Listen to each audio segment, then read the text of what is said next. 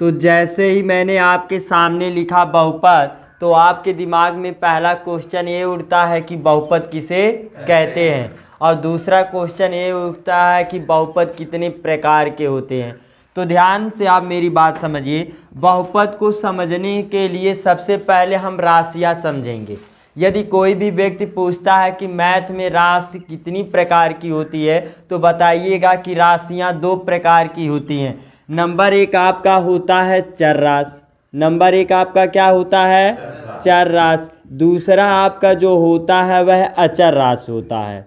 यदि हम बहुपद को अच्छी तरह समझना चाहते हैं, तो बहुपद को समझने से पहले हम चर राशियाँ और अचर राशियों के बारे में समझेंगे।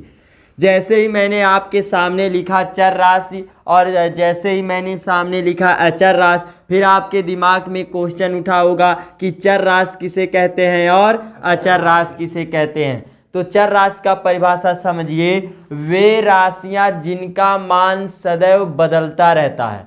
कहने का मतलब वैसी राशियां जिनका मान निरंतर बदलता रहता है, उन्हें हम क्या बोलते हैं? चर राशि। या आप गंवार भाषा में ये कह लीजिए कि ए से लेकर के जेड तक सभी स्मॉल लेटर ही क्या कहलाते हैं? चर राशि कहलाते हैं।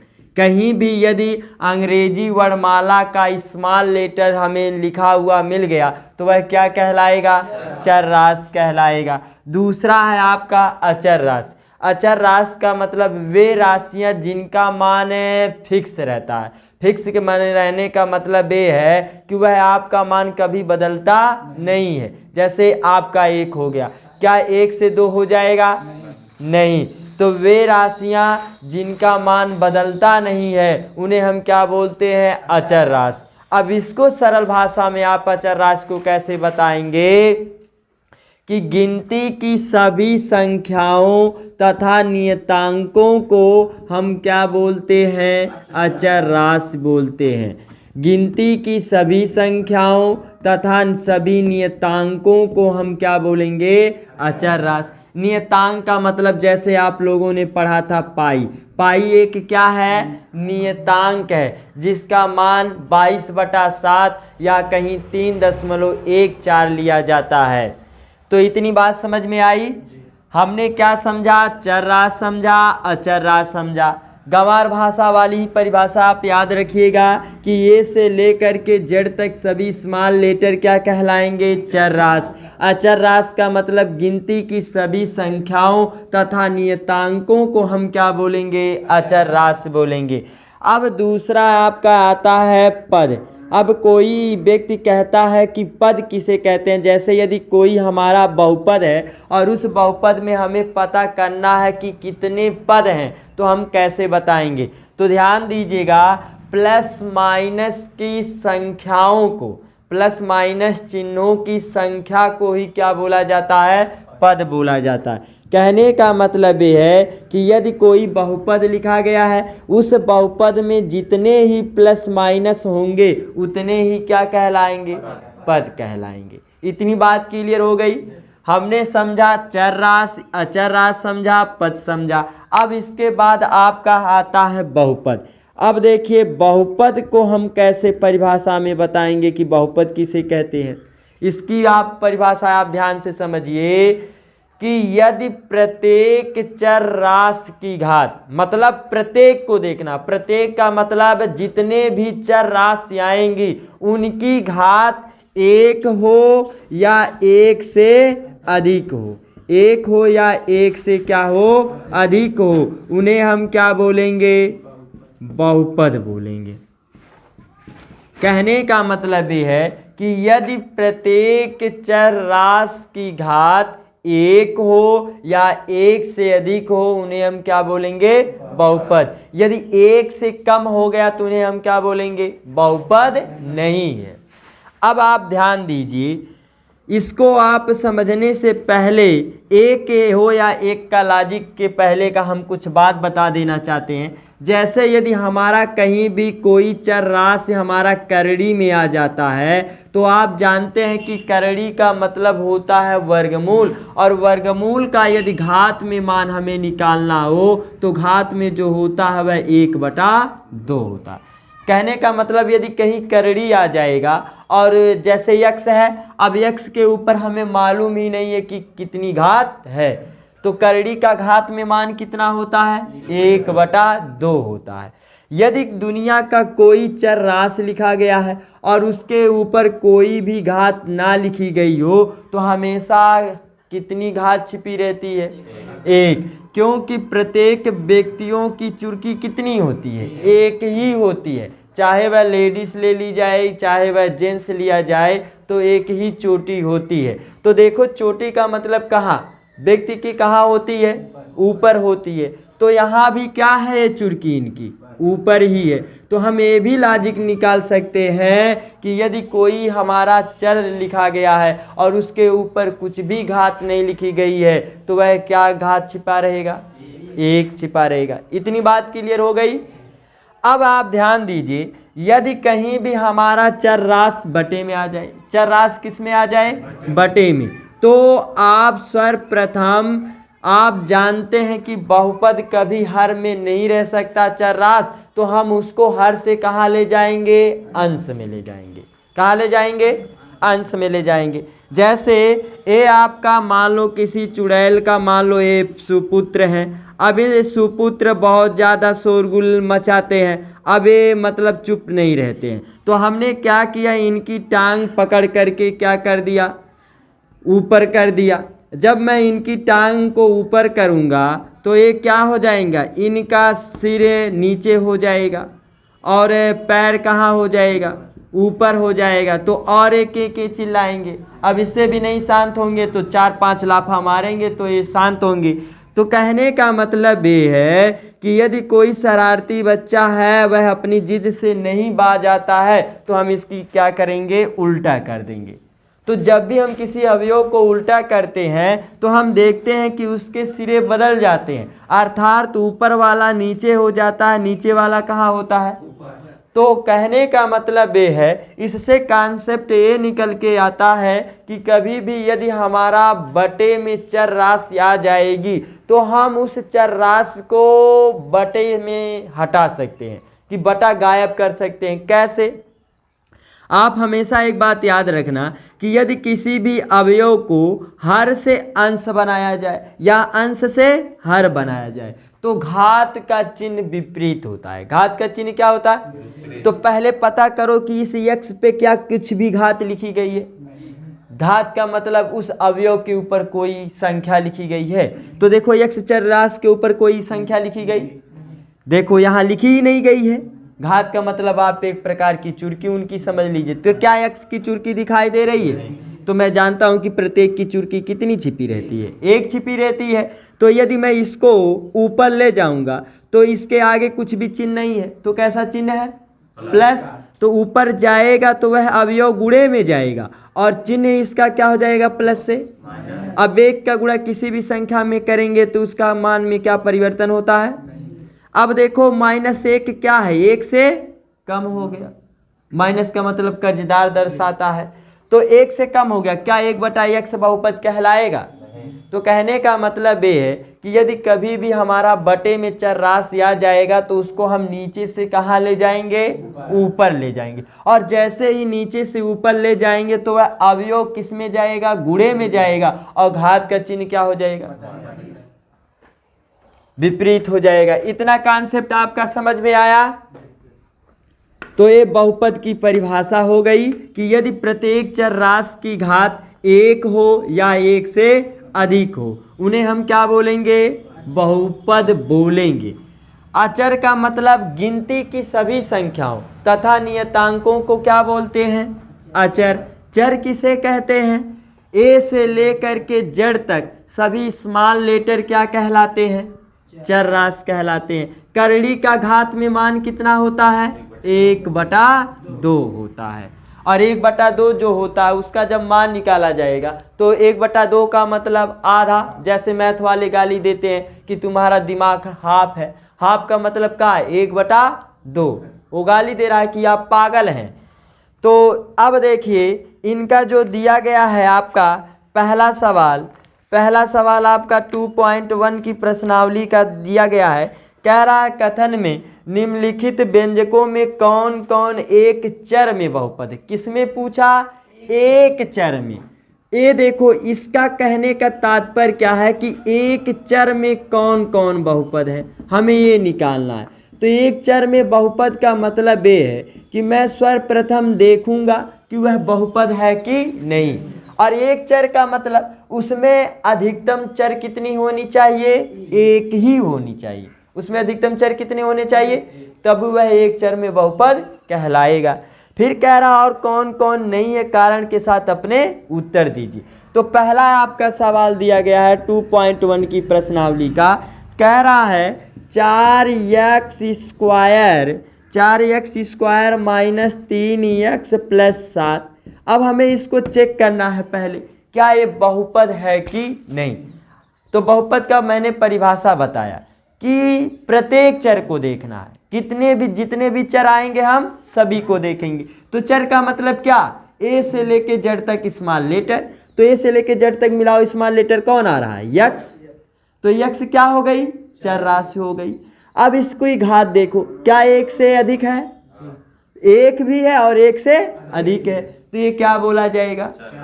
बहुपद बोला जाएगा। अब सवाल उठता है कि यह एक चर में है कि नहीं। तो देखो इसमें अधिकतम कितना चर आया? एक ही आया, क्योंकि यक्स ही तो चर है, बार बार आ रहा है। तो यह क्या कहलाएगा? एक चर में बहुपद कहलाएगा। क्या कहलाएगा यह? एक चर में बहुपद। आप मेरी बात को ध्यान पूर्वक समझिए। यदि कोई भी हमें चेक करना हो कि वह बहुपद है कि नहीं, तो मैं सर्वप्रथम देखूंगा कि जितने भी चर आ रहे हैं क्या उनकी घात एक है या एक से अधिक है, तो वह क्या बोलना जाएगा? बहुपद। अब आ गया बात एक चर। एक चर का मतलब उसमें अधिकतम से अधिक कितनी चर होने चाहिए? एक ही चर। अर्थात ए से लेकर के जेड तक कोई भी अल्फाबेट एक ही अल्फाबेट मिलता है तो वह एक चर में बहुपद कहलाएगा, अन्यथा एक चर में बहुपद नहीं कहलाएगा। दूसरा सवाल दिया है आपका, दूसरा सवाल आपका क्या दिया है? y² प्लस करड़ी में 2। क्या लिखा है? y² प्लस करड़ी में 2। अब यहां पर देखो मैंने कहा यदि इसको चेक करना है बहुपद है तो पहले हमें किससे मतलब है? चर से। तो चर का मतलब क्या? ए से लेके जेड तक कौन सा अल्फाबेट आया? वाई अल्फाबेट आया कि नहीं। अब इसकी घात देखो, क्या यह एक से अधिक है? तो इसका मतलब ये क्या कहलाएगा? अब इसको बताओ कि ये कितने चर में बहुपद है। इसमें कितने चर आ रहे हैं? एक ही चर आ रहा है, क्योंकि वाई ही केवल है। तो यह क्या कहलाएगा? एक चर में बहुपद कहलाएगा। इतनी बात समझ में आई। अगला सवाल देखिए क्या लिखा है आपका तीसरा सवाल। तीसरा सवाल ये दिया है आपका 3/√t, फिर उसके बाद आपका दिया है +t/√2। अब यहाँ पर ध्यान दो, मैंने क्या कहा कि हमें कोई भी व्यंजक पता करना हो कि बहुपद है कि नहीं, तो हमें किससे मतलब है? चर। तो ये बताओ चर का मतलब ए से लेके जेड तक है, स्मॉल अल्फाबेट कौन आ रहा है? टी आ रहा है। अब टी की घात यहाँ पर चेक करो तो टी पे क्या है? करड़ी है। तो मैंने करड़ी का घात में मान बताया कि करड़ी में जो घात का मान होता है वह कितना होता है? और 1/2 का मतलब क्या? आधा। आधा का मतलब 0.5। एक का आधा क्या होता है? 50 पैसा होता है।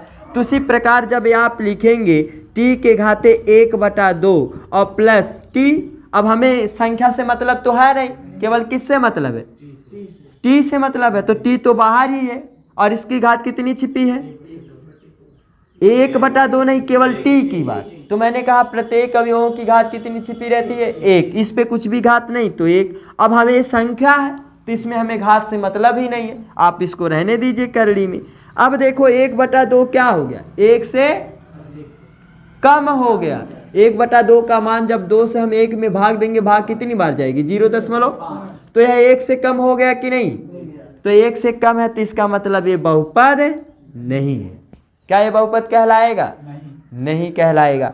चलिए अब यहाँ पर ध्यान दीजिए, क्या लिखा है? y प्लस, चौथा सवाल आपका दिया गया है y प्लस 2/y। क्या लिखा है? y plus 2/y।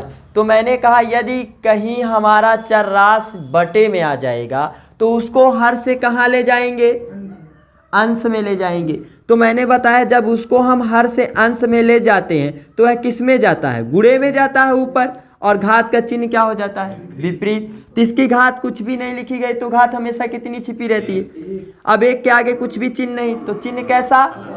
जब आगे की बात कही जाएगी तो चिन्ह हमेशा प्लस आएगा, और जब बीच की बात कही जाएगी तो चिन्ह कैसा रहेगा? गुणे का। ये बात हमेशा याद रखना। जैसे मैंने दो चरराशि लिखा x y, अब इन दोनों के बीच में कुछ भी चिन्ह नहीं तो कैसा चिन्ह? तो जब बीच की बात आएगी तो गुणा, और जब आगे की बात आएगी तो चिन्ह प्लस का।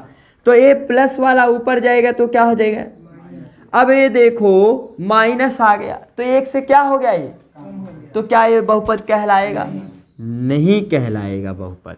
अब देखो आखिरी वाला सवाल जो आपका पांचवा दिया गया है, पांचवा सवाल को आप लोग खुद जवाब दीजिए। x के घाते कितना दिया गया है? 10 प्लस y के घाते 5 और प्लस t के घाते 50। क्या ये बहुपद है? ये बहुपद है कि नहीं? तो मैंने बताया कि यदि प्रत्येक चर की घात एक हो या एक से अधिक हो तो क्या हम बोलेंगे? बहुपद। तो ये देखो मैंने देखा ये क्या है? एक से अधिक है 10। ए भी क्या है? एक से अधिक है। ए भी क्या है? एक से।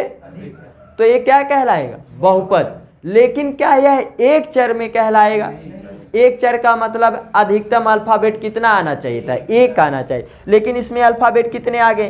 एक्स वाई टी आ गए, 3 अल्फाबेट आ गए, तो यह एक चर में बहुपद नहीं है।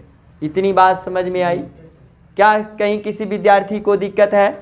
चलो लिख करके आप दिखाइए। तो लिखिए 2y² प्लस 5y, क्या ये बहुपद है कि नहीं? जैसे आपका सवाल था 2y² प्लस 5y, तो मैंने बताया कि प्रत्येक चर, मैंने चर की बात कहा कि अंग्रेजी वर्णमाला के स्मॉल लेटर, तो मैंने अंग्रेजी वर्णमाला की स्मॉल लेटर देखा y है। अब y जो है इनकी घात पहले देखो, यहाँ पर तो घात लिखी गई, क्या इस पे घात लिखी गई? नहीं। तो मैंने बताया यदि कोई अवयव लिखा गया हो और उसके ऊपर कुछ भी घात ना हो तो कितने की घात छिपी रहती है? 1। अब मिलाओ, क्या यह 1 है? क्या यह 1 से अधिक है? दोनों में से चाहे जो एक मिल जाए या दोनों मिल जाए तो वह क्या कहलाएगा? बहुपद कहलाएगा। तो ये आपका क्या है? तो कॉन्सेप्ट क्लियर हो गया बहुपद की। अब अगला देखिए कॉन्सेप्ट। अगला आपका सवाल क्या कह रहा है? कथन।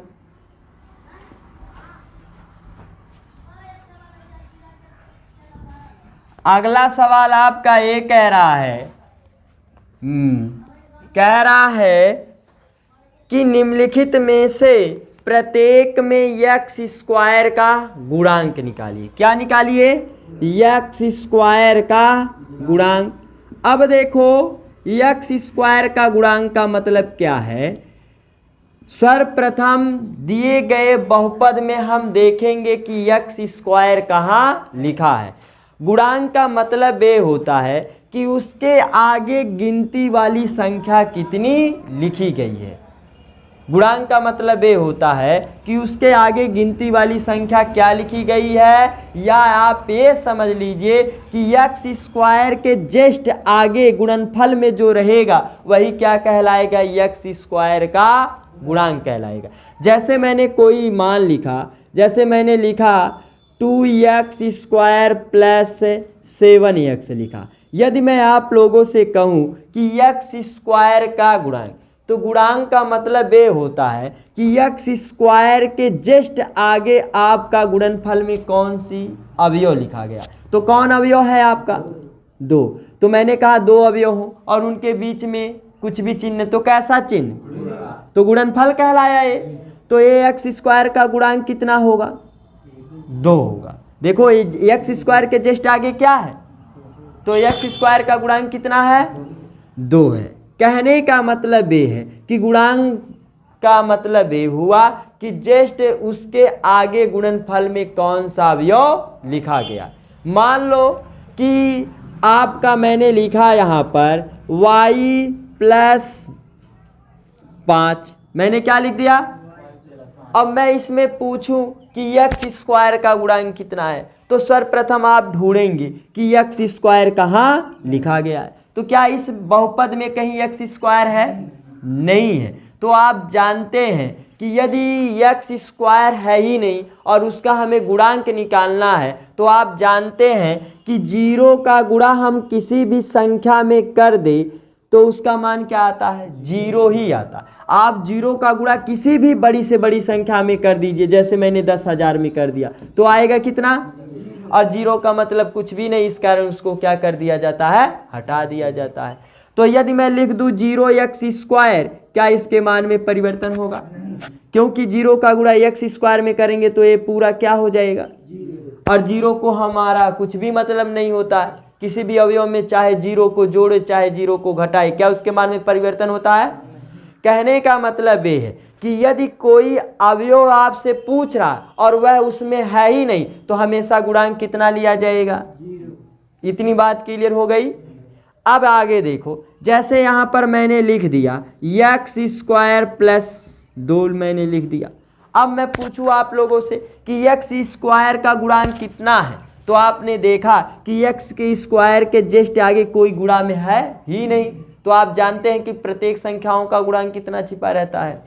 1। तो एक्स स्क्वायर का गुणांक कितना हो जाएगा?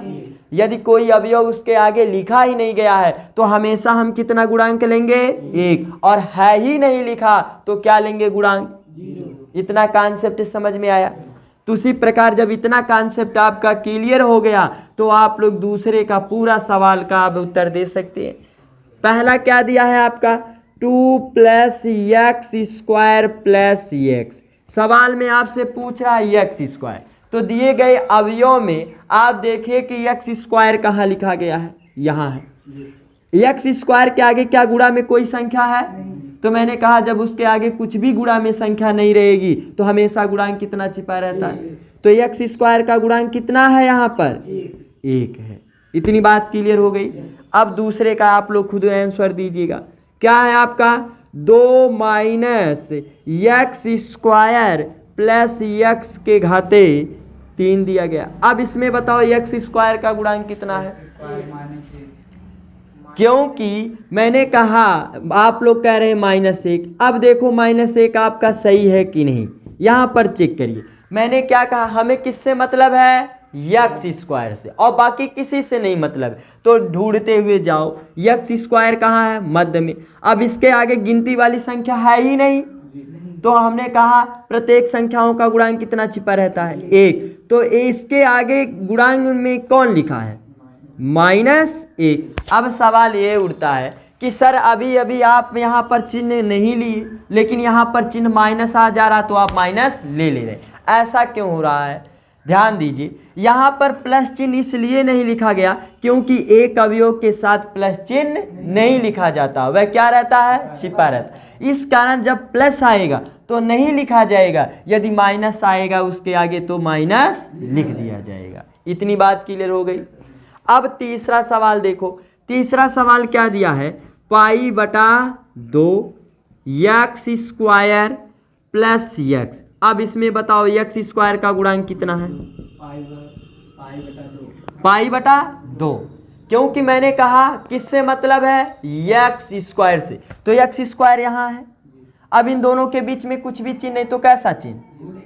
अब गुणा का मतलब है गुणांक, तो इसके आगे गुणांक कितना है? π/2। तो तीसरे का आंसर कितना होगा? π/2।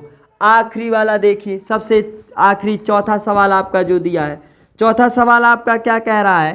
कह रहा है कि करड़ी में 2 एक्स -1। अब इसमें बताओ आप एक्स स्क्वायर का गुणांक कितना है? तो आप पहले इसमें जाइए, देखिए कहीं क्या एक्स स्क्वायर लिखा गया? नहीं लिखा गया। तो मैंने कहा यदि किसी का गुणांक पूछता हो और वह आपकी चर राशि है ही ना उस बहुपद में, तो हमेशा गुणांक कितना लेंगे? 0 लेंगे, क्योंकि 0 का गुणा किसी भी संख्या में कर दिया जाएगा तो उसके मान में परिवर्तन। तो इसमें एक्स स्क्वायर का गुणांक कितना हो जाएगा? 0 हो जाएगा। तो ये आपका दूसरे का टोटल सवाल समाप्त हो गया। गुणांक का मतलब समझे कि उसके आगे गुणनफल में क्या लिखा गया है। इतनी बात क्लियर हो गई। अब देखिए तीसरा सवाल आपका क्या कह रहा है। तीसरा सवाल आपका ये कह रहा है कि 35 घात के द्विपद, 35 घात के कितने द्विपद। अब देखो मैंने आपको पद का मतलब बताया, पद का मतलब बताया कि पद किसे कहते हैं। तो मैंने बताया कि प्लस माइनस के चिन्हों की संख्या को, प्लस माइनस, केवल हमें प्लस माइनस से मतलब रहेगा और किसी से नहीं। तो प्लस माइनस के चिन्हों की संख्या को क्या बोलेंगे? पद बोलेंगे। इतनी बात क्लियर हो गया। तो कह रहा 35 घात के द्विपद, कितनी? 35 घात का। ये देखो 35 घात का मतलब क्या? हम ऐसा कोई चर राशि लेंगे जिसकी घात कितनी होगी? 35, क्योंकि साफ लिखा है घात कितनी। तो आप लिख सकते हैं, मान भी सकते हैं कुछ भी, ए से लेके जेड तक। जैसे मैंने ले लिया एक यक्स ले लिया, मैंने क्या ले लिया? एक। दूसरा मैंने क्या ले लिया? वाई ले लिया। अब इनकी अधिकतम घात कितनी होनी चाहिए? तो यक्स के घाते 35 प्लस वाई के घाते। अब देखो इसमें द्विपद है कि नहीं? पद का मतलब चिन्ह, कितने चिन्ह है? एक चिन्ह प्लस यहाँ है और एक चिन्ह यहाँ प्लस चिन्ह छिपा है। तो कितने प्लस चिन्ह हो गए? तो प्लस माइनस के चिन्हों की संख्या को ही क्या कहते हैं? पद कहते हैं। तो कितने पद हो गए? तो इस एक्स वाई के जगह पे मैं ए से लेकर के जेड तक कुछ भी मान सकता हूं कि नहीं? आई बात समझ में? और हमेशा अधिकतम कितने पद होने चाहिए? द्विपद, मतलब दो ही चिन्ह। तो ये चिन्ह एक प्लस में भी हो सकता है तो दूसरा, जैसे मैंने लिखा ए के घाते 35 और माइनस बी के घाते 35। ए भी क्या है? द्विघात में बहुपद है। कह रहे 35 घात में द्विपद है आपका। तो देखो द्विपद है कि नहीं? एक यहाँ प्लस है और एक माइनस है, तो दो चिन्ह हुए तो कितने पद हुए? 2 पद हुए। तो ए से लेके जेड तक हम कुछ भी चर राशि मान सकते हैं कि नहीं? अब अगला उसी में सवाल कह रहा कि 100 घात के एक पद, 100 घात का। अब हमें ऐसा कोई चर राशि लेना है कि जिसकी घात कितनी हो? 100 हो और कितने पद हो? एक पद। एक पद का मतलब केवल एक ही चिन्ह हो। जैसे मैंने ले लिया ए और ए पे कितनी घात होगी? तो ए पे घाते कितना हो गया? तो यही क्या कहलाएगा? 100 घात का एक पद कहलाएगा। आई बात समझ में? जैसे अब ए की जगह पे हम बी को भी ले सकते हैं कि नहीं? लेकिन घात इसकी कितनी होनी चाहिए प्रश्नानुसार? तो बी पे कितनी हो जाएगी? इसमें कितने चिन्ह आ रहे हैं? क्योंकि इसके आगे कुछ भी चिन्ह है तो कैसा चिन्ह? तो एक चिन्ह आ रहा तो कितना पद होगा? तो जितना प्लस माइनस के चिन्ह होंगे उतना ही उसके क्या कहलाएंगे? पद कहलाएंगे। तो तीसरा भी सवाल समझ में आया। अब आप देखिए चौथा सवाल आपका दिया गया है, कह रहा निम्नलिखित बहुपदों में से प्रत्येक बहुपद की घात बताइए। हमें बहुपद की क्या बताना है? घात बताना है। चौथा सवाल क्या लिखा है? 5x के घाते 3 और प्लस 4x स्क्वायर और प्लस 7x। इसका देख लो एक सवाल। हमें इसमें क्या बताना है? प्रत्येक बहुपद की घात। तो इसमें आप देखिए कि अधिकतम घात कितनी लिखी गई है? घात का मतलब यही इनकी चुरकियां देखो, इनके ऊपर क्या लिखा गया है? चर राशि के ऊपर। तो अधिकतम घात कितनी आई है? तो इस बहुपद की घात कितनी है? इस बहुपद की घात कितनी है? हमें अधिकतम से मतलब है, प्रत्येक को जोड़ना नहीं है। तो अधिकतम घात कितनी है? तो इस बहुपद की घात कितनी कहलाएगी? 3 कहलाएगी। उसी प्रकार दूसरा सवाल दिया है 4 माइनस वाई स्क्वायर। अब इस बहुपद में बताओ घात कितनी है? क्योंकि इसमें अधिकतम घात कितनी आई? 2 आई। तो ऐसे जितने भी सवाल हैं आप लगा लेंगे। अब इसमें बताओ 3, पहले इसको समझो, ये क्या कह रहा है, बहुपद की घात। तो क्या ये बहुपद है? बहुपद का मतलब हमें चर की घात देखना है, तो चर इसमें है नहीं है, तो चर इसमें है ही नहीं, तो क्या ये बहुपद कहलाएगा? नहीं कहलाएगा। तो इसकी घात यदि पूछे तो इसकी घात कितनी होगी? मैंने कहा यदि कोई आपका चर राशि पूछे और वह है रहे ही ना, तो हमेशा क्या लेंगे? 0 लेंगे। तो इसकी घात कितनी हो गई? 0 हो गई, क्योंकि ये बहुपद है ही नहीं। इतनी बात क्लियर हो गई। अगला देखो तीसरा सवाल, 5t माइनस करड़ी में 7। 5t माइनस क्या लिखा है? करड़ी में 7 लिखा है। अब इसको बताओ इसकी घात कितनी है? हमें चर को देखना है, तो चर इसमें कौन अल्फाबेट आ रहा है? क्या टी के ऊपर कोई घात लिखी गई? तो मैंने कहा यदि कोई अवयव लिखा गया हो और उसके ऊपर कुछ भी घात नहीं, तो हमेशा घात कितनी छिपी रहती है? तो इसकी घात कितनी हो गई? तो अब पूरा ये लग जाएगा। 4 सवाल थे, मैंने चारों को समझा दिया। अगला आपका सवाल ये कह रहा है कि कौन बहुपद रैखिक बहुपद है और कौन बहुपद आपके द्विघात बहुपद है। हमें द्विघात बहुपद निकालना है, रैखिक बहुपद निकालना है और द्विघात बहुपद और देखो त्रिघात बहुपद। इनका मतलब देखो क्या होता है। रैखिक बहुपद का मतलब ऐसा बहुपद जिसकी अधिकतम घात 1 हो, जिसकी घात 1 हो, उन्हें हम क्या बोलेंगे? रैखिक बहुपद। द्विघात बहुपद का मतलब जिनकी घात 2 हो, उन्हें हम क्या बोलेंगे? द्विघात बहुपद बोलेंगे। त्रिघात बहुपद का मतलब ऐसा बहुपद जिनकी घात 3 हो, उन्हें हम क्या बोलेंगे? त्रिघात बहुपद बोलेंगे। अब देखो पहला सवाल दिया है x² प्लस x। अब ये बताओ इसकी अधिकतम घात कितनी आई? तो ये क्या कहलाएगा? द्विघात बहुपद कहलाएगा। अगला सवाल देखो, लिखा है x माइनस एक्स क्यूब, इसकी अधिकतम घात कितनी आई? तो ये क्या कहलाएगा?